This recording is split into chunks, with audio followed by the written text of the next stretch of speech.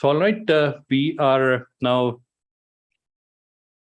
commencing our today's webinar, and I can see a number of members have joined in recently. So, good evening and a warm welcome to all the participants who have joined today's webinar, and now we'll be getting started with the webinar in the next few seconds. You'll start seeing my screen, and one thing that you might have already noticed is that many of the members are sharing their details in the chat. So I'll encourage everyone that you should also do that. It is a networking opportunity, and let's utilize this opportunity to connect with other business owners and expand our network. So you can keep doing that alongside, and in next few seconds, I'll start sharing the screen.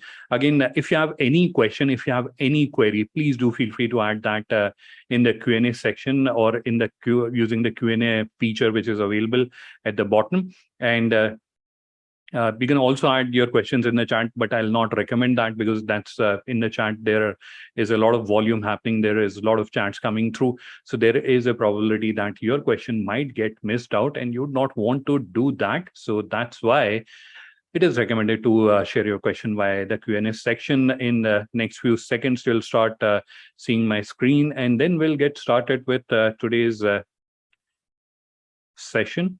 So just give me a couple of seconds. Yes. So we have, I hope everyone can see my screen. In case anyone has issues seeing my screen or with the audio or with the video, anything, please do let me know. You can let me know via the method of chat. All right, so this is where we'll get started with today's webinar. And what is the topic that we are going to discuss here today? So we are going to discuss the common mistakes that you can avoid with respect to the SEO of your website.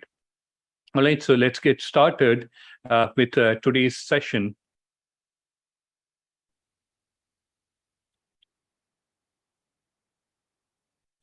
So as we are starting today's session, a quick introduction about myself. So my name is Adnan. I'm Director SME E-commerce Growth at GlobalLinker, and I look at I have 1.5 decades of experience. That's written on the slide as well. And I take care of GlobalLinker's e-commerce solution, Linker.store, and other strategic initiatives around the world. In addition to that, I'm an active public speaker, and I have conducted more than 350 sessions in India and Philippines, and trained about 12,000 SMEs on e-store setup management and other technical aspects related to e-commerce.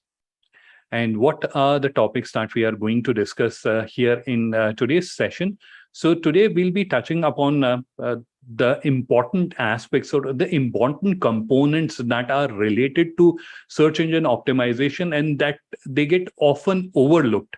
So what are those topics, or what are those areas which you can look at? So those are the sessions, those are the things that we'll be seeing in today's session. I hope my screen is visible to everyone. One of the members is saying the screen is blurred. So there can be, it can be because of internet connectivity, but I hope everyone can see my screen properly. So as I was mentioning, that in today's session, we'll be touching upon the areas with respect to your website which get often overlooked, and these are easy fixes. So as I mentioned earlier, and many of you may have already heard that in today's session, I'll not be telling you any rocket science or anything that is very complicated or difficult to use. So you can, everyone and anyone can use that. Anyone who has a decent amount, who has a good enough computer knowledge can use that. All right. So the first area where we'll have our discussion is about the content, and many of you might have already heard this term. Content is the king. So how can you optimize? What are the areas where you can improve, and how you can improve? That is also a common question that comes. So I'll also answer that. Then what is the next topic that, or the next area where we'll focus is the meta information. So this is where a search engine optimization related information that is called meta, title, and description. Many of the businesses don't add that. How can you add that? But before adding that, how can you create that?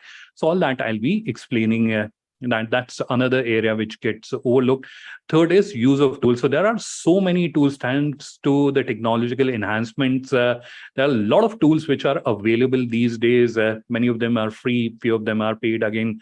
But you can use those tools and you can create content. You can track the performance of your website. You can review the traffic, etc. So a lot of tools are available. Again, this is an area which gets overlooked by businesses, and that's where they feel that whatever they are doing online is not working, whereas they're not taking the right steps, right? So what are the tools which are available, which you can easily use? Then you have off-page optimization. That's another activity. A lot of businesses just stay focused on their website itself. They don't focus on the other activity. Then again, I'm not, or I will not be going into very technical activities, but rather simpler ones which anyone and everyone can use. So off-page, and then the last is obviously the question answer section, where I will be answering all the questions that you will be asking in today's session. All right, so let's move on with the first topic, and that is around content. So firstly, what we'll understand is what are the different types of content that are there on a website, and because this is all about e-commerce, so that's where I'll more be focusing on the e-commerce part of it. But please don't get confused or get an impression that I'm talking about the B2C part of it. No, I'm talking about both B2C and B2B. So if it can be e-commerce, and irrespective whether it is retail or a wholesale customer or an export customer, it is applicable to everyone and anyone. Coming back to the point, that is what type of contents are there. So the most important content and where the entire action happens is the product, right? That's the first piece of content that you're seeing on the screen. The second piece of content is information, and it can be of multiple types. We'll understand about that in greater detail a little later. Then we have the third type of content, that is engagement content. And the fourth type of content is user-generated content. And user-generated content does not mean you being the user of the website, you are generating that content. It does not mean that. It means your users, your customers, if they are generating a content. And a common example of user-generated content is user reviews or product reviews. So how can you generate that? All right. Now coming to the first type of content, that is the product content, and which is an area where any business can significantly improve and you can make a great impact. So now product content can again be split into multiple parts. So one is the product title, then you have description, then you have long description. So it can be your summary and long description, and then you have images. So let's understand about each one of them. How can you add and optimize these content? All right, so let me just pull up the entire information now. With respect to product title, all of us or most of us have created online stores, and we had been uploading products, or we had been shopping online for a while now. But product title, many of us have ignored that product title is like whatever the name of the product is. However, if you want to optimize search engine wise, if you want to optimize your search engine ranking, and you obviously also want to enhance the experience which your customers will be having. So in that case, it is important that you optimize your product title. So here on your screen, you're seeing a few of the rules. The first rule that you're seeing is that in terms of length, minimum should be 50 to 60 characters. That's the minimum length. I have seen people create a product title of 2 words. So that's not recommended. 50 to 60 character minimum should be there, and maximum should be less than 250 characters. Although you can go all the way to like 2000 characters, and beyond that only Google truncates it, but it will start looking very complex and difficult to read for your customers as well. So that's where your user experience will get compromised. So minimum title length should be 50 to 60 characters. Maximum, you can go up to 250 characters. Now, in the center of the screen, you can see there are certain frameworks that are provided, because again, the obvious question that comes to everyone's mind is, okay, we understand we have to create product title and we have to make them better, but how can we do that? We are not an expert. We are not a technology expert. So here are the frameworks which anyone can use. You can use, or your colleague or your executive can also use. So here, the first framework, which is basic, which applies to any product category that you are. So here you can see a brand or variant. So first your business name and then your variant color or flavor. That depends on what business category you are. And then whatever is your primary keyword, you can enter that. Then you can also add gender, and then if it is a gender specific product, and then size, quantity. So I've also added two examples, which you can see here. So one, Nike black running shoes men's. So here we have added the brand, we have added the color, we have added the keyword, which is running shoes, and then we have also added the gender. The second example is Ever Ready Type AA batteries pack of 10. So we have brand, we have variant, which is Type A batteries. Then we have size and quantity, that is pack of 10. Then you have fashion. So for the frameworks is slightly different for fashion. So here we have brand plus features or attributes, and then you have product type, and then you have gender. So Biba 100% cotton black full sleeve kurta women. That's another example. Then you have jewelry. Here you have the framework as brand plus gender plus feature, product name, product type, carat, material. So Tanishq women's metallic majestic bracelet, 18 karat white gold. That's how you'll be able to put together. So just combine these pieces of information, and almost every business or any business will have these pieces of information about their products, and they can easily create this information. So these are the basic frameworks which you can use. Now, there are few mistakes which you can avoid with relation to the product title. It should not be too short, so less than 50 characters, too long, beyond like 250 characters. Then use of all caps. Many businesses do that. The product title they are entering, they add it in all caps. So you shouldn't do that. It is also from the user experience perspective, because you might be knowing that reading anything that is written in all caps is more difficult as compared to the normal sentence case. Avoid typos and use of too many acronyms. So acronym is something that you being a industry expert, or you being familiar with the traditional terminologies or items, you may be familiar or well versed with them, but your customer might not be well versed with them. So that's where it is recommended that you avoid those kinds of acronyms, and then write only in one language. Don't try to mix two languages. You might be wondering that it will enhance our user experience, but the challenge is that a lot of people will not be able to make sense out of it. And avoid punctuations or special characters in while creating the product title. So these are the few mistakes which you can avoid respect to product titles. We have just touched upon one part, that is the product title. Moving on to the next part of your content and the product content, that is short description. So what is the framework that you can use to create short description? So there is a paragraph or paragraph. So minimum is one paragraph. You can go and you can add more paragraphs. So paragraph or paragraphs of prose. So that's where you are adding benefits, etc., about the product, and then you can followed by bullet list of specification or product features will make an engaging product description. So that's the framework that you can use to create the product description. And what are the points that you should consider while you're creating the product description? Firstly, who is your target audience? That is extremely important. So if it is a B2C customer, you have to think from a B2C customer's perspective and understand what are the important pieces of information that a B2C customer would like to understand, and then you can add that information. The second is what are the product's basic details like attributes, dimensions, materials, etc.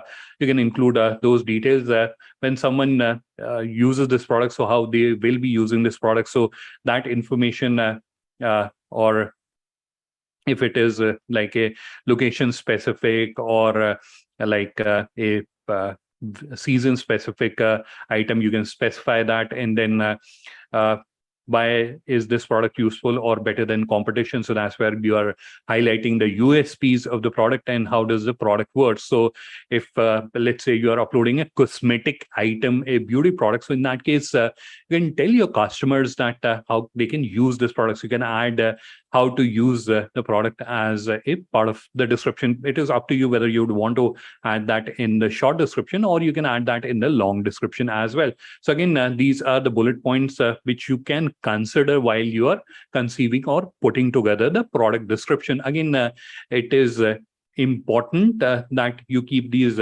pointers in mind. So that is where you'll be able to write a engaging product description. In addition to that, obviously you'll keep incorporating your primary search words.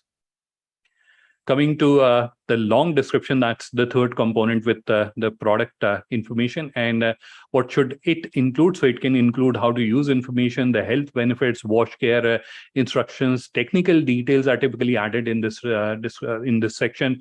Manufacturing process, if you're following a manufacturing process, or a few businesses have a social angle to it where artisans or underprivileged people are creating these products, you can add information or details about that process as well. Then social cause is the next point, delivery timelines, return, cancellation, and exchange policy. Now, you might be wondering, we already have a dedicated policy page on our website. Then what is the sense of adding a return, cancellation, or exchange policy? So because you understand the entire objective of having an e-commerce website and running it is to make the buying process convenient, whether it is for your B2B buyer or for your B2C buyer. You are wanting to make their journey, their ordering process more convenient, and adding this kind of information. So your return, refund, cancellation is just one example.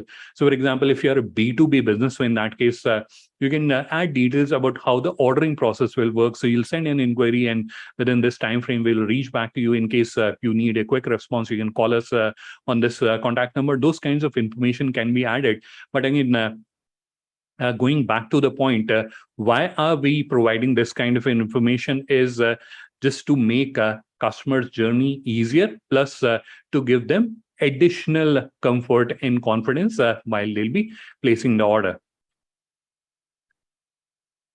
Coming to the fourth component, that is images. So images, many of us upload the images, and we just upload the images. We don't add a thing called alt text. Although provisions are provided everywhere while you're uploading the images, you can add alt text, but very few people or very few businesses do that. But this is important from two point of view. One is machines can't see the images, so they'll not be able to make out what this image is, whether it is a black t-shirt image or a blue jeans image. They'll not be able to make out unless you have added a alt text, which is an abbreviation for alternative text. Or if a person with visual impairment is viewing your website, so they cannot see. So that's where the system or their device will be telling them you're looking at an image of this particular product. So again, for that, this information is used. Now, search engine optimization also includes adding this information, because that's where all these images, it can make sense of the images that are there on your website, right? So what are the points that you have to keep in mind while you're writing a good alt text? So firstly, it should be there for all the products. Keep it short and descriptive, so you don't add a paragraph there, but just keep it like a tweet. So keep it short and simple. It should not include image of or photo of that. Those terms should be avoided. It should be simple and describe the actual picture. So like men's black full sleeve polo t-shirt or derby t-shirt. So like that, keep it simple and describe the actual products. Use 1 to 2 search term, but don't resort to keyword stuffing. So don't like stuff too many keywords into it or use the same keyword repeated times, but include it 1 or 2 times. 8 to 10 words is kind of a good length which you can look at, provide colors and the paint or description of the color scheme of the image into that, provide context to the photo, and don't repeat the words. So these are the few of the thumb rules which you can follow while creating. So 8 to 10 words, as you know, you can write a short description about what this image is. Don't include image of or photo of, and describe or add color details into that. Coming to the second type of content which is there on your e-commerce website, that is the information content. Now, what are the type of the information content? So firstly, what is information content? So information content is basically a non-product content which is there on your e-commerce website, and it consists of the following. Online store description. So there's a small description that you're adding about your business. So it includes that to start with. Then business profile. So business profile briefly includes your about us page, our history, our mission, our vision, these kinds of pages. And then you have pages that you add to build credibility with your buyer, and that may include why us, our clients, testimonials, social initiatives and their impact, special projects, collaborations that you may have done with other businesses for certain cause, or case studies that are also important. So they are similar to testimonials, but that is where you are also describing or explaining the approach that you have taken. Now, like very truthfully, other than the services business, so many services businesses add these details, but truthfully, a lot of e-commerce business, whether you're B2B or B2C, you don't add these information. At most, we add about us, and that is where you are compromising on the content, and you are compromising or getting a hit on both the ends. You are getting a hit with respect to your search engine optimization, definitely, and also with the kind of confidence and comfort a prospective buyer can have in your business, right? You're also getting a hit on that. So that's why it is recommended that you add all these pages. Adding these pages is a fairly simple task that you can do on if you're using GlobalLinker's e-commerce platform, linker.store. That's where you can easily go and you'll be able to add as many pages as you want, and you'll be able to add all these pages and then include them into your website. So you'll be able to do all that very easily. So please do that. And whenever you're creating these pages, try to include the search term. Don't stuff it. That's where Google will start penalizing you. But try to include your search term or your primary keywords into these pages. But again, don't get too carried away with that. What you're trying to do is you're trying to create additional content onto your website that can be crawled by the search engines, and those can be used to show the search result. And at the same time, you are creating a content which will be used by prospective buyers or customers who will be coming to your website, and they like your product, but how can they be sure that you are a genuine business? You have a good reputation, and it will be a wise decision to deal with you. How can they make sure of that? And that's where these content pages come into play. So you're just, again, making their buying journey and buying decision easier, and that's why you should add these content. So you're hitting like two birds with one stone by adding these contents onto your website. All right, so I can already see one of the member have asked a question. So again, encouraging everyone, if you have a question, if you have a query, please do keep adding them into the question answer section that you have on your screen in the Zoom panel. All right, so now engagement content, that's the fourth type of content that we have on our website. Now, third type, my bad. So this is the third type of content that we have on our website. Engagement content is information content that you are creating on your e-commerce website for the benefit of your customer. It makes your e-commerce website more engaging and enhances the SEO performance. So what is the tool that you can use to add in engagement content, and the tool is you can add blog articles. Again, the same question: how can we add the blog articles? We are not professional content writers. You don't have to be. There is if enough framework which is available. There are rules which are available and pointers which are available which you can follow, and anyone with decent writing skills will be able to add productive blog articles. So this is like you're talking about a particular topic. Anyone can write like that. So we can do that. So what are the things that you should consider while adding a blog article or creating a good blog article? You can start with defining the reader. Who will be the reader? Who will be your prospect? So you have to keep an eye on that, on that profile. Create a vision of who is your reader or who is the end user of this article.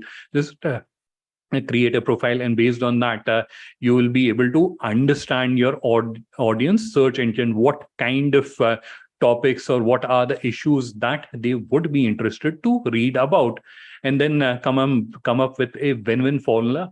So what you're doing is, firstly, you're imagining who is my prospect, who is my customer, and what kind of information they'll be interested in to understand, and can I create that information so that it can benefit. So let's understand this with an example. So during the pandemic, when lockdown started, almost every one of us started looking for what is the best laptop accessories or laptops or tablets available for work from home or for online classes, right? Almost every one of us did that. Just imagine you were a computer and IT store, and that's where what you could have done is you could have created, okay, my customers are looking for advice on what should be the right products for online classes, or what should be the right accessories for a more ergonomic and pleasant work from home experience. So that's where, being a industry expert, you can share your suggestion, and that's where you can put your suggestions in form of a blog articles, and then those can be consumed by your customers. So that's where, again, you're hitting two birds with one stone. What at one end you are creating a blog article, that's where you're creating a unique content that will help you with better search ranking. Secondly, you'll be creating internal backlinks on your website. So that's where you're sharing a recommendation, and you can link it back to a product or category.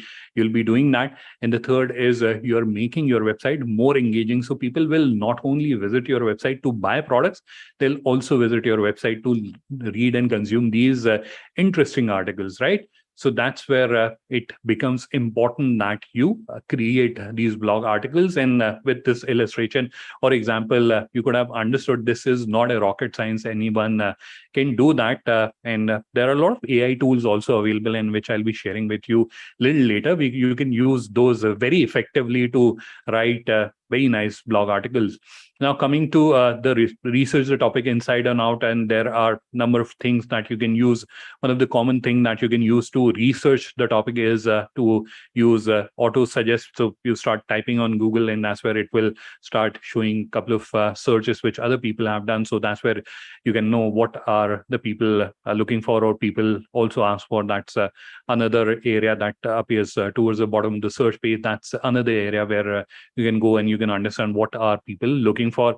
Uncover the question that arise on forums or social media platforms. So if there's a forum or a group on a social media platform where people have discussion about your products and services, so that's where you can keep engaging on those platforms. And obviously it is recommended that you comment and you participate, and also give a backlink to your website whenever you're commenting and participating. But in addition to that, what you can do is you can keep an eye on the type of questions or queries that are coming there, and then you can definitely write a blog article answering those questions. So that's where, again, you're creating something which is required by an audience, and that will definitely generate a lot of search traffic. So, for example, there was one topic for which there was no information available, but you added a blog article about that.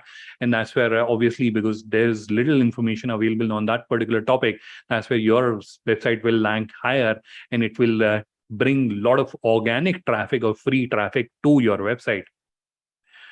Take the best from your competitors. That's another approach that you can follow. You can check out or understand what your competitors are doing, and those can be your local competitors or global competitors, and understand what they are doing, what kind of articles they are posting. You can draw inferences from there, and based on that you can write blog articles, use related keywords. So writing a blog article is one thing, but at the end your objective is to enhance your search engine ranking, and that can be done by adding relevant keywords, but not resorting to stuffing like using the same keyword 70 times in the article. You shouldn't do that. Link to existing content. So if you already have an existing blog article that you have done sometime later and you would want to link to that, you can definitely do that. Keep the length balanced. So minimum should be around 300 words. Maximum will depend on the product category. So if it is a technical products and your readers have that patience to read a blog or a longer blog article, then you can go to 2,500 words or even more. That's entirely up to you. But within 300 to 1,000 is something that you can look at. 300 words to 1,000 word blog article is something that you can look at. So that's the engagement content that you can create. Again, something which gets overlooked, and primary reason, one, people don't know that you can use this tool and it is a very powerful tool. And the second reason is that a lot of people have this impression, or they have this notion that you need to be a writing expert, you need to be a content writer to do this kind of a job. You can do that, and there's a lot of tools and technology which is available, which can also help you in doing this task. The fourth element is user-generated content. So how can you generate, or what is user-generated content? So it is basically a content which is generated by your customers or visitors who are visiting your online store. But primarily it is your customers who have used and experienced your products. So, and one of the most powerful form is product reviews. Now, many of us have e-commerce websites, but hardly few of us have received product reviews. Why so? Because firstly, it is not an area where we actively work on. So we don't have it as one of our to-do points that we have to actively reach out to our customers and try to get product reviews from them. We don't do that actively, but you have to do that actively if you want to get better search ranking, because that is another key component which is important for better search ranking and often gets overlooked. So that's where what you can do is you can put together an internal process where whenever a purchase is made, you send up a follow-up email, understanding their experience and also giving them an incentive. So something that you or many of us who shop on marketplaces may have already experienced. I have experienced it a bunch of times, and that is when the item is getting delivered, they'll have a small note saying that thank you for buying our product, hope you liked our product. And they also have a message that it will be wonderful if you're liking our product, you can review our product and you can go there and you can review our product. Similarly, you can also send them a thank you note and you can incentivize them. You can in fact send them a discount coupon alongside, so that they are more incentivized to come and place an order onto your website. And then pay special attention to not so good reviews. So if someone is adding a negative review or not so good review, they are slightly critical of your product or service, pay special attention to them. And that's where you'll be able to focus on that issue, whatever challenges or problems are there with the product or process, and you'll be able to convert them into a happy customer. And then you can have a positive review from the same customer. Post on social media. That's another thing that a lot of businesses don't do. So you have a happy customer, they came to your website and wrote a wonderful review, but you can leverage that. You can create a lot of buzz around that. You can post it onto the social media platform. And that's where, again, you're doing two things. One, you're posting it on the social media platform, telling the world, hey, look at how satisfied our customers are, right? You're doing that. In addition to that, what you can also do is you can link it with the product that they have bought. So again, you're creating additional backlinks for your website. That's another thing that you can do with the product reviews. So again, these are the few pointers that you should keep in mind. But more importantly, consider getting product reviews as an activity. That is more important. Once you start considering it as an activity, as a regular activity that you have to do, that's where you'll start getting more reviews, because you'll be actively focusing on that. And then those reviews will help you get more traffic, better search ranking, and better conversions as well. Because obviously humans have this psychology that we would want to learn from others' experience. And if we can see that there's a customer who is extremely happy with their products and services, so we feel more confident dealing with that organization. So that's why product reviews are also very important from that perspective as well. Moving on to the next stage in our webinar's journey today, that is meta information. And meta information, we'll quickly understand what is meta information. So on your screen, you're seeing a screenshot of GlobalLinker. I searched on the search and on the Google, and that's where this is how it is displayed. So what you're seeing in bold blue, GlobalLinker, Global Network of Business Owners, that is the meta title. And the gray text that you're seeing below, World of Opportunities, a single platform, etc., that is meta description. So these are the two important pieces of information that you have to add for each and every page that you have on your online store. Yes, you have heard it right, each and every page. So your home page, your category pages, and all your products. So irrespective whether you have 5,000 products on your website, you'll have to add it on each and every pages. Now, what should be included in your metadata? So it includes your meta title, which you are already seeing up there. It includes meta description, which is about 160 characters, which you're already seeing in the screenshot as well. And then meta keywords, 6 to 10 keywords. A lot of businesses or a lot of people I've interacted with, they have kind of notion that keywords are extremely important. If you're not adding the right keywords, that's where our website will be totally lost. And the counter statement to that is search engines nowadays have started giving less emphasis or less value to keywords. So you can definitely add keywords to that. But what is more important is your content and the quality of content that you're adding to your website. So, all right. So that's where, but meta information and description, having said that, are not important. They are equally or extremely important. Why should they add meta information to your product? Better indexing of your website with the search ranking, better search ranking, better understanding of your products and services by the prospective customers. Now, again, how can we add a meta title, or how can we create meta title or description? So that's where what you're seeing on your screen is a framework which anyone can use. So how can you use that? So for example, if you have to create a meta title, so one of the framework that you can use is a product name followed by store name. In between there is a dash. Then you have buy, shop, or browse, online, product name, and store name. Or the third framework which you can use is a buy, shop, browse, product name, product keyword, and the store name. The third one is the best one, but the challenge is, we just have 60 characters. These are not 60 words. These are 60 characters that you have. So within 60 characters, you have to create that. That's where that challenge comes. So whichever framework is working for you, you can use that. Coming to meta description, and that's where you have about 160 characters, 155 to 160 characters that you can use. And that's where you can include the product name and its description, call to action. Or the second framework that you can use is call to action, like buy online, product name, and followed by the product description. So that's another framework that you can use to create meta description. Again, these are easy frameworks which anyone and everyone can use. So you can use that to create meta title and description, and you can add them to your products, to your category pages, to your home page. Use of tool. This is another interesting area, or rather an area, because if you see that topic or the title of the webinar is common mistakes, then how come tools are part of it? An obvious question that might be coming to your mind.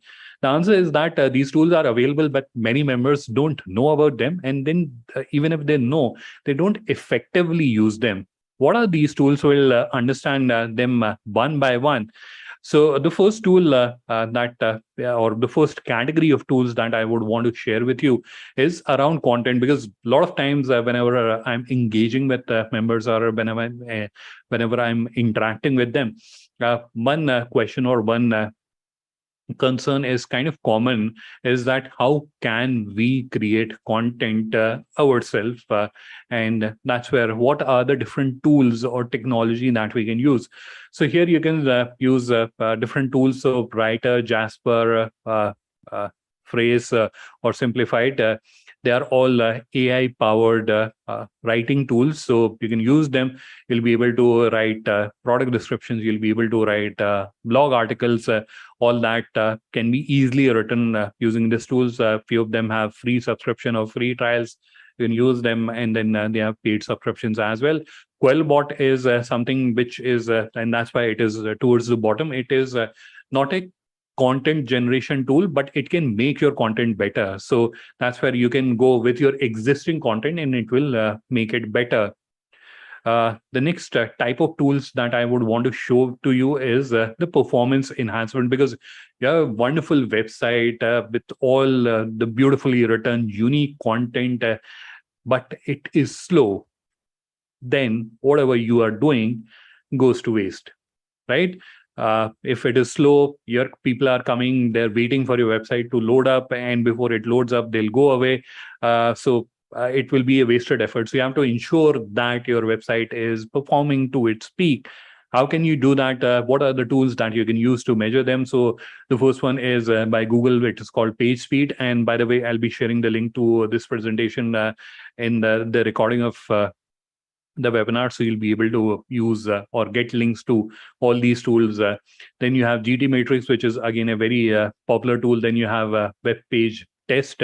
That's again a fairly popular tool. And then you have Mobile Ready. So that's a tool that exclusively focuses on the mobile experience. And as many of you may already be knowing, that about 70 to 80% browsing these days happen on mobile devices. And that's where the performance of your website on a mobile device is critical. So if it is not performing very well on mobile, that's where again it is affecting the kind of leads or business you can generate out of it. So these are the tools related to the performance. Then you have a research tool, because if you have to generate the content, then you'll have to research about it. So if you have to do a keyword research, how can you do that? So that's where you have Google Keyword Planner, which is part of Google Ads. You can sign up using a Gmail ID and you'll be able to use that. And you have Google Autocomplete. So that's where you start typing and it shows you auto suggestions. So that's called autocomplete. Then you have Answer the Public. So that's where if you're wanting to search for a particular topic, then what kind of search or what kind of questions are getting searched online, that is Answer the Public. Then you have Solve and Keyword Cheater. Both of them are again keyword research tools. So you can search about, you can use these tools to find the relevant or important keywords. Lastly, you have review tools. So review tools are extremely important. And why so?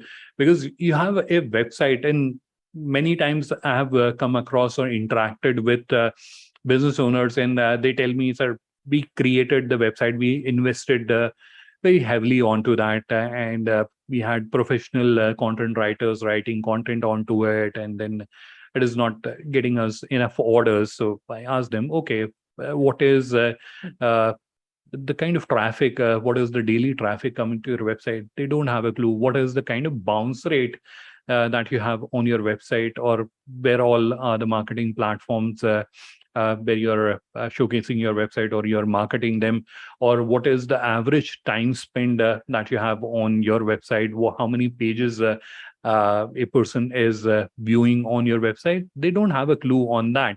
And why they don't have a clue on that? Because they are not actively tracking what has been the performance of your website, right? Just imagine it, if you have a physical store, you have a brick and mortar store in a high street market, right? That's where you have opened the store, you have put in beautiful products, you have had the staff, everything. What is the two parameters that you'll be tracking on a daily basis? One is obviously how much sale did. Second is how many people came to your store, right? What was the footfall? What was the traffic? Similarly, you also have to understand on your online website how many people are coming, and that's where your Google Analytics is extremely important. It also helps you track the demography. So probably you don't have a customer in Denmark. People don't use your product, but the majority of traffic which is coming to your website is from Denmark. I'm just quoting an example. So those insights are also critical so that you can understand that right profile of customer with the right demographics and from the right geography is visiting your website. So that's where you can do those fine tunings. Second is Google Search Console, and that is, again, even less used tool. Google Search Console basically helps you to understand what has been your search performance. Google Analytics gives you an overview of whatever is happening in your website. Google Search Console is more precisely focused on the search performance of your website, how it is performing on different URLs, and how much traffic is coming, what are the words or what are the terms where it is getting the maximum traffic. So those kinds of insights are available on Google Search Console. So you can use Google Search Console to improve the overall performance of SEO on your website. The third one is Google Tag Manager. So now you want to track a number of things, and that's where you'd need to put in a lot of tracking IDs, etc. And that's where Google Tag Manager comes into place. You can create tags, and then firstly you'll have to integrate Google Tag Manager with your website. Once it is integrated, so you can add conversion tracking tags, etc., and you'll be able to pull in a lot of valuable information into these tools, and you'll be able to analyze that information and then make those precise adjustment to extract more out of your website and get more conversions and better return on your advertising investment. All right. So these are tools which are available. Again, you can either Google search by their names and you'll be able to find them. Otherwise, I'll be sharing this presentation as part of the recording. So that's where all the names are hyperlinked as well. So you'll be able to navigate to their respective websites. Now, off-page optimization. This is an area where many businesses don't focus because their primary focus is around the website itself, even if they are working on optimizing the website. So they do on-page SEO, but off-page SEO is looked at. And again, off-page SEO can get very technical, and I'll not be getting into that. I'll be explaining or sharing with you tips which anyone can use. Right. So firstly, what is off-page optimization or off-page SEO? So off-page optimization refers to all measures that are taken outside of your website in order to improve its position in the search ranking. So anything and everything that you are doing outside your website, that becomes part of your off-page SEO. And what are the simple activities which anyone can do? First is leverage social media. That's a point that I shared earlier as well, where I mentioned about posting customer reviews onto social media. And this is where you can do social media post and add a link to the product or to the category or to the promotion or to any page that you have on your website. If you are giving a backlink, that you are creating backlinks, and that will help you with your search engine optimization. But do it in a systematic manner. Otherwise, it will not look nice, especially to the people who are actively following your search engine or social media pages. Then write comments and post on forum. And that's where if there are forums, if there are social media groups where there's a discussion happening actively about your products or service or your industry, that's where you can actively participate. You can add comments and with a link again to your website. It can be link of your product page, category page, or any other page for that matter. Write articles on other websites. So one thing which I explained to you with respect to blog is about writing blog articles on your website, but you can also contribute on other websites. And that's where, again, you can create those backlinks to your website. Then you have partner collaborate with other non-competing brands. So, for example, you are let's say you are a cosmetics product brand, and then there's another brand that is into natural health products. So they have a range of teas that they have, which people can consume, and that will help with the detoxification of the body. And then you are a natural beauty product brand, so both of you can collaborate. You're in a non-competing space, but your target audience is predominantly the same. So that's where you can collaborate, and the tea brand can write about the cosmetic brand and how good their products are. And if you're using their products, this is how it will help you. And similarly, the natural beauty product brand can write about the tea brand, and that's where both of them will benefit, because both of them will be giving backlinks to each other.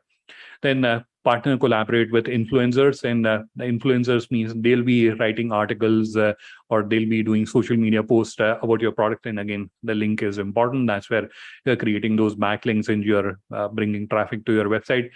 Join directly listing websites. So that's where you can join them and create a page about your business.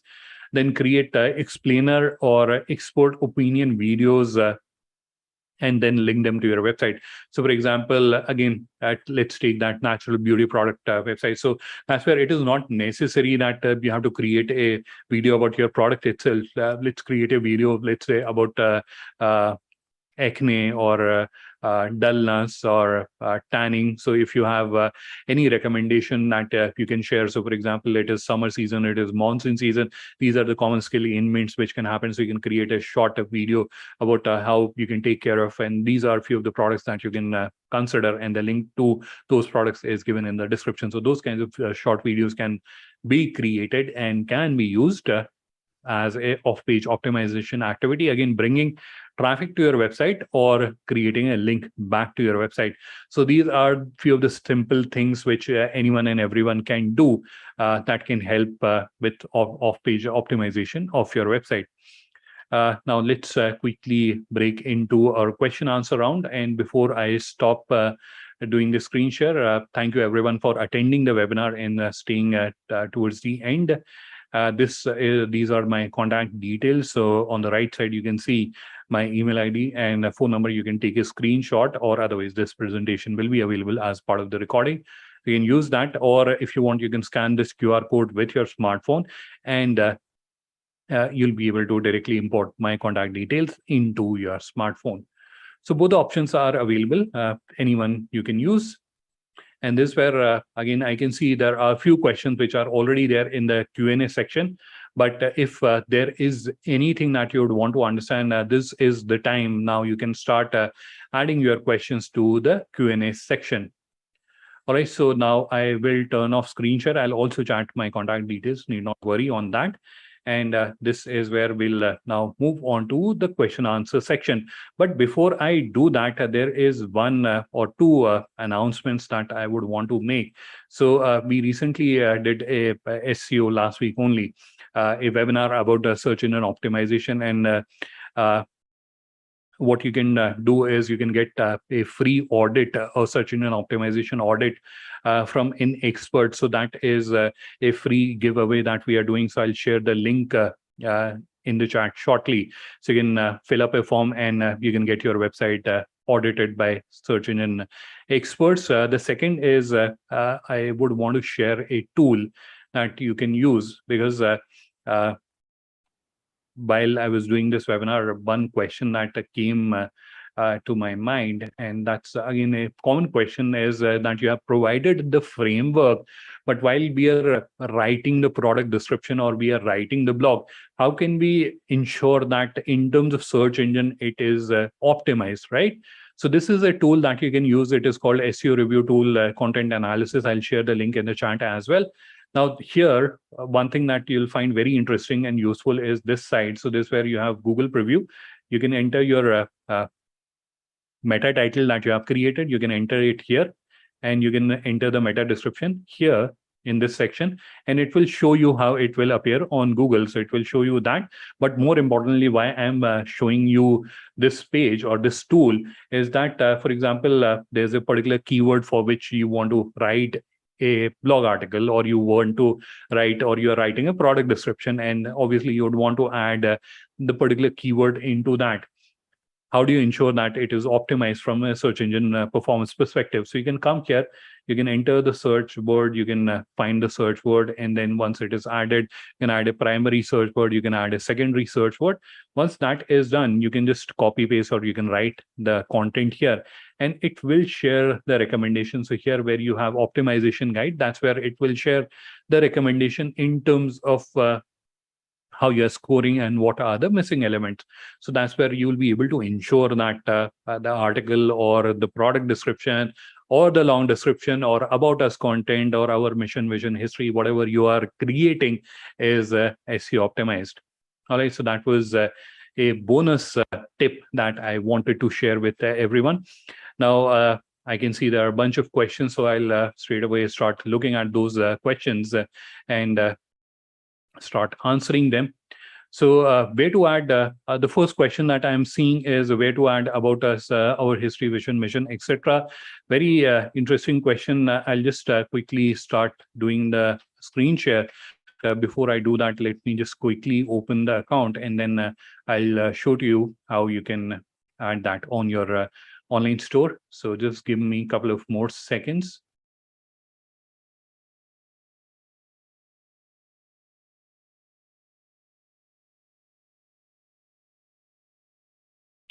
So let me start sharing my screen.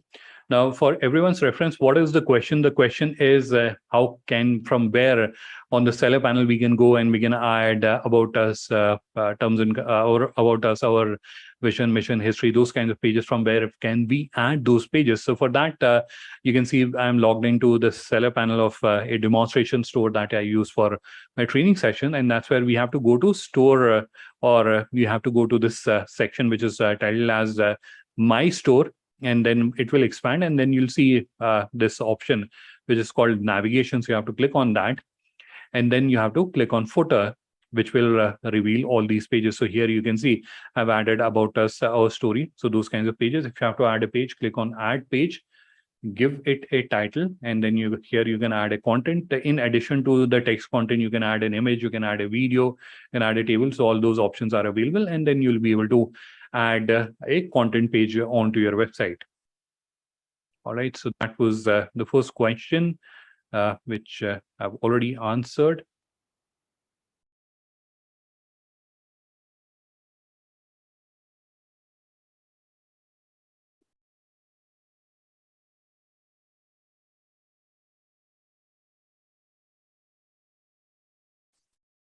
So the next question is about duplicate content. And there can be a scenario that the same content is available in your return, refund, cancellation policy, and also on the product page. Yes, that scenario can happen. So that's where it is not recommended that. So this is related to the point for everyone's reference. I'm just clarifying. This is related to the points where I mentioned that in the product page also you can add a small details about your return, cancellation, or your ordering policy. So this is related to that particular point, and that's where how you can differentiate is you can write a very brief note about your return refund policy, whereas your return policy will be more elaborate. So that's where you can avoid having exactly duplicate content at both the places. Where can the next question is where can we write blog articles on our website? Very interesting point. Again, I'll start sharing my screen and I'll show you from where you can add your blog articles. Just give me a quick second. I think the screen share hasn't started. Yeah. So we are back on the seller panel, and let me just quickly show you from where you'll be able to add the blog articles. So again, we have to go to the My Store section, and it will expand. And at the last or at the bottom, you can see blog section. This is from where you'll be able to add blog articles. And here you'll see two options, topic list and blog. So topic list is basically if you're adding blogs about different topics, you can add that. And then you have the blog. If you have to add a blog article, just click on new blog. You can add the blog title. You can add the blog content. You can add the blog topic from here. And then you can add the meta title and meta description. You can also add an image. The recommended dimensions are 1:2, so 1200 by 600 pixel. Once done, you can enable the block and then you can click on save. This is to add the alt text for the image. So please also add that. That will help with the search engine optimization. So that was another question about how can we add blog articles to our website.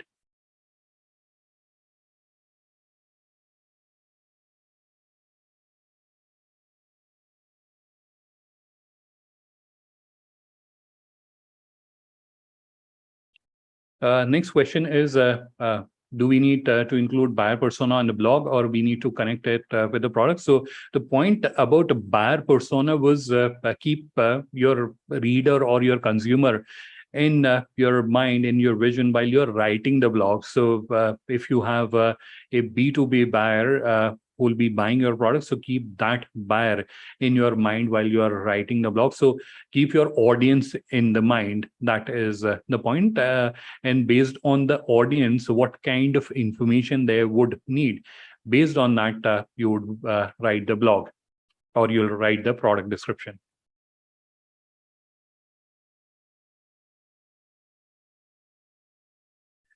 Next question is there a difference in off-page activity of normal website or an e-commerce website? No, there is technically no difference in that, but with an e-commerce website, because typically you'll have a lot more pages, so that's where you have a lot more bandwidth in terms of the backlinkings that you can do. A typical website will have 5, 10, 15 pages, so the kind of backlinks that you can create, whereas with an e-commerce website which will have 50, 100, 200 or thousands of pages, that's where your capacity of backlinkings or the content that you can create all around and use them to funnel the traffic onto your website is significantly more on an e-commerce website.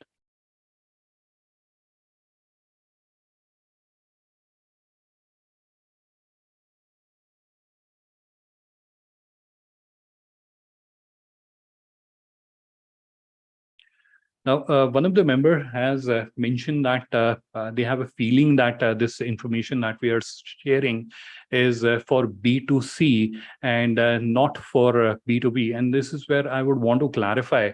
If you're even into B2B space, that is where if you have to rank online onto the search engine, and that's where you have an online offering, that's where you'll have your content pages, you'll have about us page, you'll have all those content pages, definitely. And that's where you would need to optimize them, right? You'll have your products or services which you're showcasing to your customers, and you would want to add product description, you would want to add information about your products, etc. You would want to do all that. You may not have a return, refund, cancellation policy that you would want to add, but anything other than that, you have to add all that information, right? So you have to do that. You'll have to add alt text to your images. So just because it is a B2B business, there are no exceptions with that, right?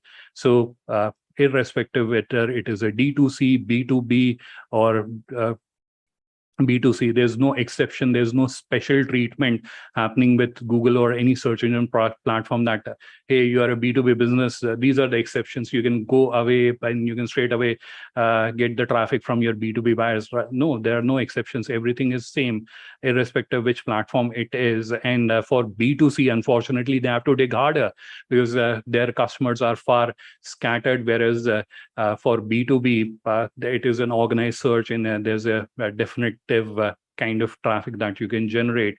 So in terms of information or in terms of activity that you have to do, I'm just rephrasing it back, is that there's no difference as such. So please don't have this notion that if there's a search engine optimization that has to happen, it has to happen only for B2C businesses, and it does not have to happen for your B2B business. Any business that is there on internet, if you want to rank on search engine, you have to do all this. Hope I have answered that question.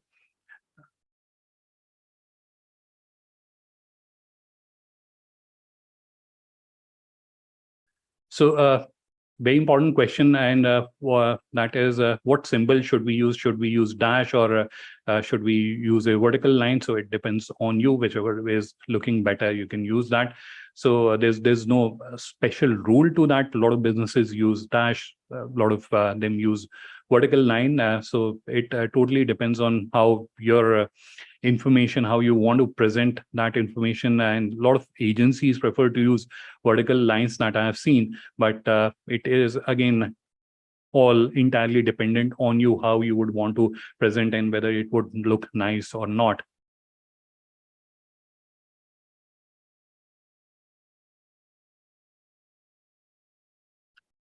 So there are the next question is, are there any websites or blog sites where we can share our product links? So it does not work like that. One area where I mentioned was you can write blog articles. So there are different blog platforms where you can go, and that's where you can write an article and you can publish it. GlobalLinker is one of that platform as well. So there you can present your article. You'll be able to write an article. It will be reviewed by our content team. If it is all okay, you'll be able to publish that information. So you'll be able to write articles. Definitely, that's one area. Second is there are directly listing or linking websites which are available. So you can go there.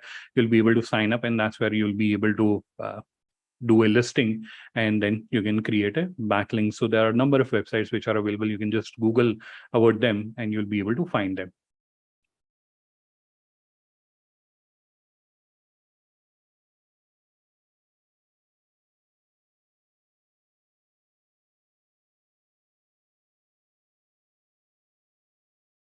Another question, I'm a little unclear on that.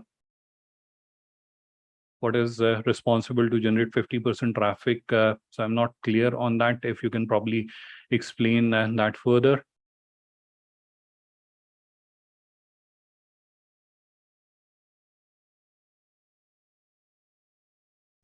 Next question is, how can we see other members' websites? So that's where even if you go to GlobalLinker, that's where you can search for businesses which are there in particular category, and you'll be able to see the websites that they have. So you can understand about these businesses, and if there's a business that is in non-competing space, you can connect with the owner and you can work on getting into a collaboration with them.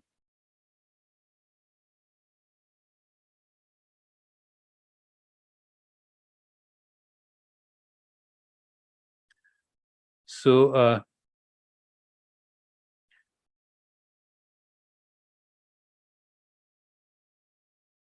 next question is about which tool do you suggest to check on plagiarism?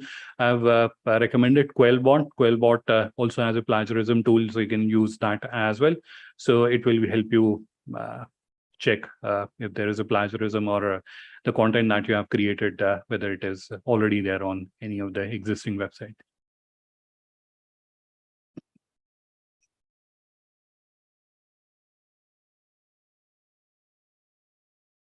Another question, and kind of interesting and intriguing one as well.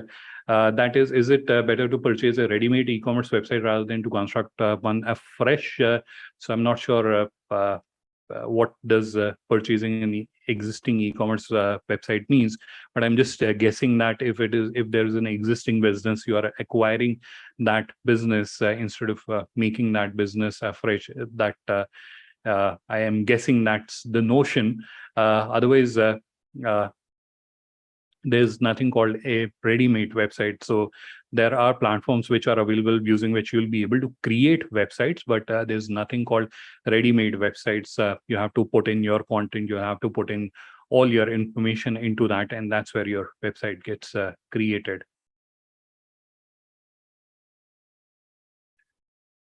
So the next question is are there any tools for writing blogs? So I have mentioned a bunch of tools for the content writing. So whether it was Writer or Jasper or Simplify, all of them are AI-based tools which you can use, and really amazing tools. So you have to just give a topic and it will automatically generate beautiful content for you. So that's artificial intelligence at its place. So you can use any of the tools. The thing that you have to keep in mind is they have different plans depending on how much content you can create from them. So you'll have to see the different platforms, what kind of plans they are offering, and based on that you can use that.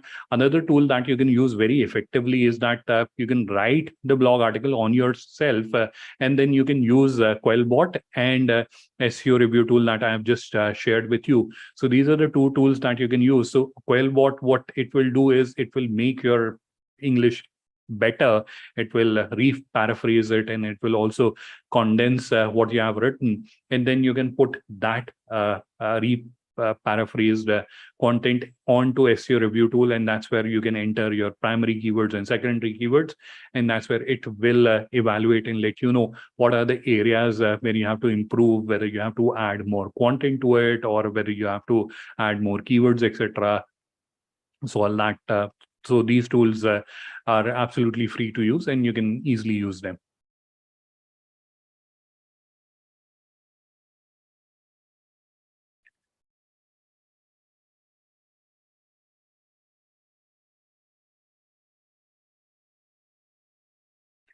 Another is also a very interesting question, and that is how to display B2B and B2C pricing in the same website, or do we have to create a separate login for the B2B and B2C customer?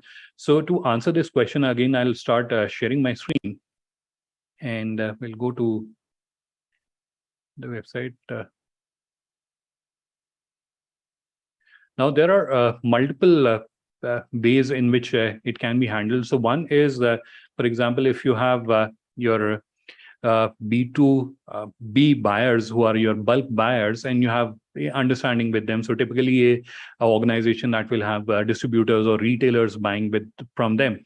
So what if you have that kind of setup? In that case, you can use the supply chain feature, which is available on the seller panel, and that's where you can allow your B2B buyers to come here, and once they have logged in, they'll be able to avail of special terms that you're offering to them. So that's one way of doing that. Second is you can have separate catalogs as well. So you can have a retail catalog, which is displayed here, and then you can have a separate category for your B2B, and that's where you can display your B2B products. So that's another way of doing that. So depending on how you would want to deal with it, or depending on what type of B2B buyers do you have. So if you have B2B buyers who are someone who are in touch with you and they regularly buy from you, so in that case you can use the supply chain capability, and that's where you'll be able to give them different discount, different MOQs, different credit, etc.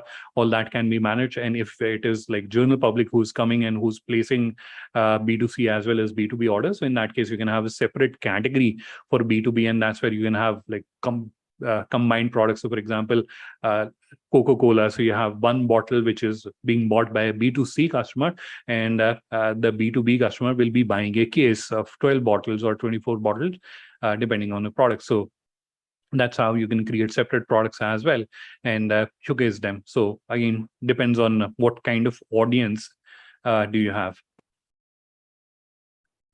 All right, let's move on to the next question.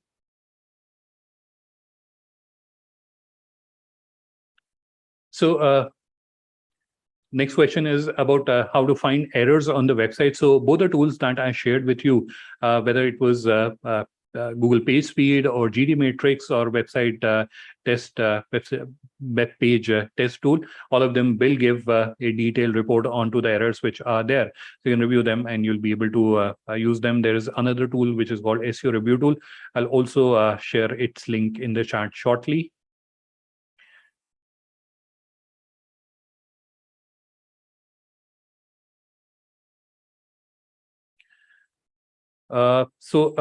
Another question is it advisable to have a separate website for B2B and B2C?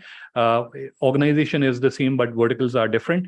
Again, technically, it is not advisable. Why? So your effort increases. So you'll have to now advertise kind of two platforms if you have to run marketing campaigns.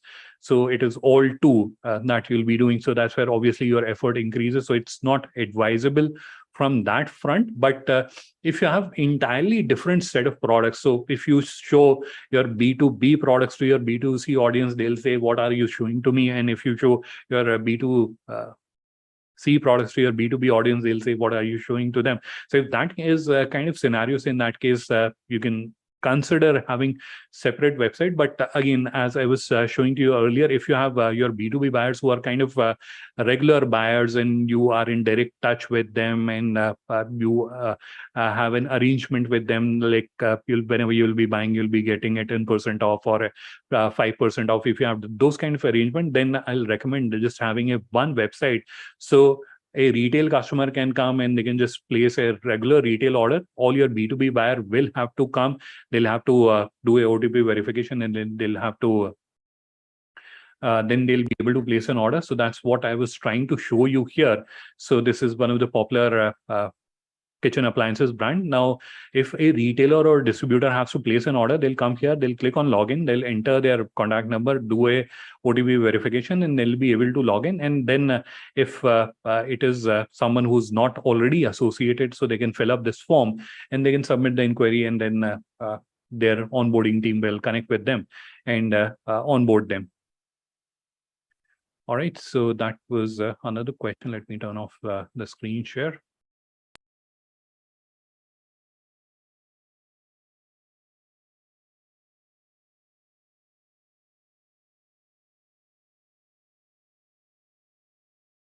The next question is there a possibility to add a meta title in Excel? Yes, definitely you can do that. So again, I'll quickly start sharing my screen. I'll just show you from where you can do that. So we are in the seller panel. You'll have to navigate to the product catalog section. And this is where you have to download this file. You have to click on download CSV, and Excel file will get downloaded. And in that Excel file, and because it is an Excel file, so you can obviously apply a formula there as well, and you'll be able to use that concatenation function, and you'll be able to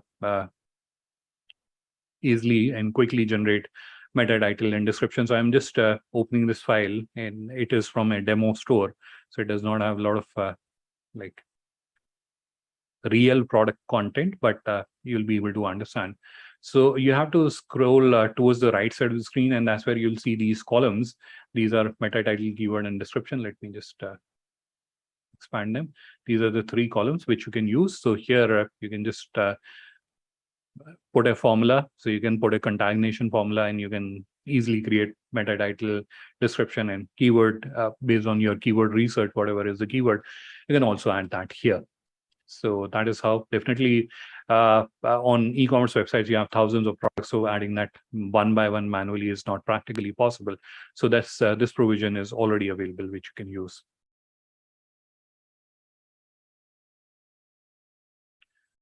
There's one question about AF Pro tool, which is a plugin which is available on the platform. So this is a platform where you can go and sign up. It is an affiliate management platform. So you can go there, you can sign up, and then once you have signed up, you'll be able to link that with your website.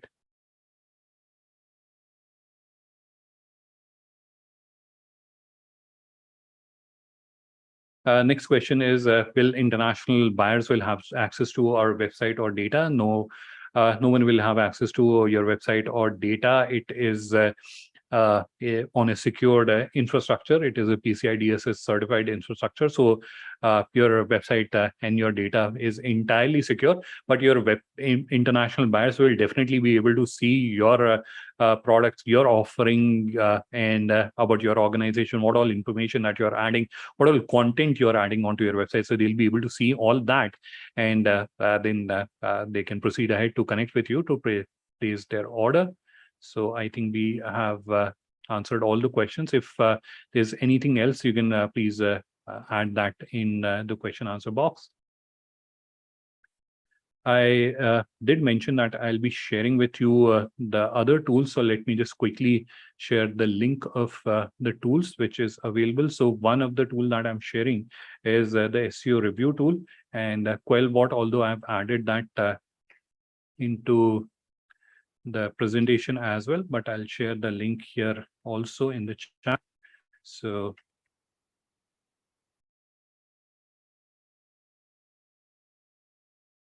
these are the two tools, and then there was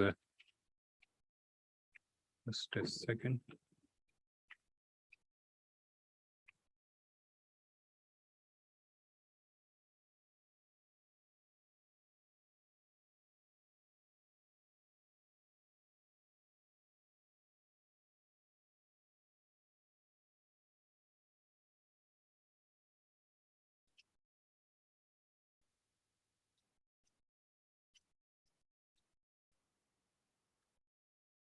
Yep. This is the third tool. Let me chat the other two ones, and this is the tool that you can use for your.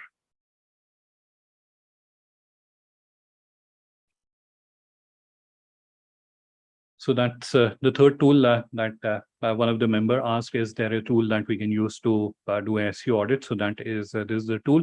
Now, I also mentioned that I'll be sharing the link where you can share your details, and you'll be able to get a free SEO audit done by experts. So I'll share that link as well shortly. Just give me a couple of seconds.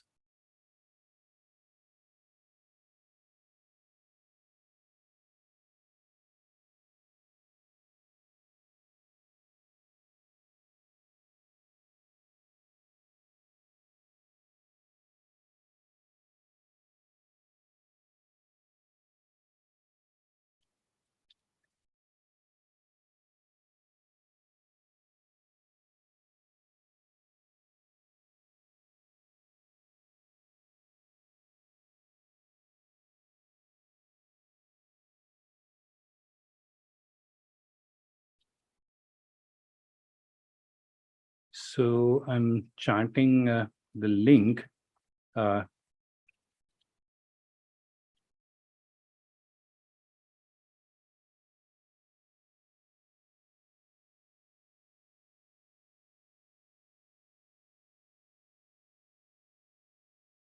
also chatted a link which you can use for to get a few free SEO audit by experts. So this is not just a tool that will be doing a SEO audit. This is experts who will be doing a SEO audit. So you can use this opportunity. And if there are any questions, so I can see there's one question that I can see in the chat. So the question is about how can we link Google Analytics with our website. This is very simple.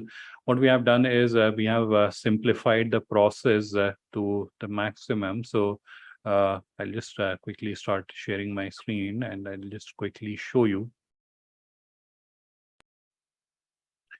Hope my screen is visible. And to link Google Analytics with your website, you'll have to go to store settings, and that's where you'll see this option, which is online analytics. So you have to click on that. And here you'll see Google. So this is for Google Analytics. And once you'll sign up on Google Analytics, that's where it will give you a Google Analytics ID. So all you have to do is to copy paste the Google Analytics ID. So here you can see I've copy pasted the Google Tag Manager ID. Similarly, you have to just copy paste the Google Analytics ID, and you will be able to link your Google Analytics with your website. No code pasting, nothing of that sort is required. So it's a very simple, straightforward process that you can use. Although the content will take about 8 hours to start reflecting on your panel. And after that, you can start utilizing Google Analytics to track the traffic and its performance on the platform. All right. So if there are no other questions, then we can conclude today's session. We have kind of overshot the time limit by almost half an hour, but I hope everyone found this session informative. And as I mentioned earlier, everyone who has joined the session, you'll get the recording of this session. And I'll also be sharing the link to this presentation so that you can use the presentation as well.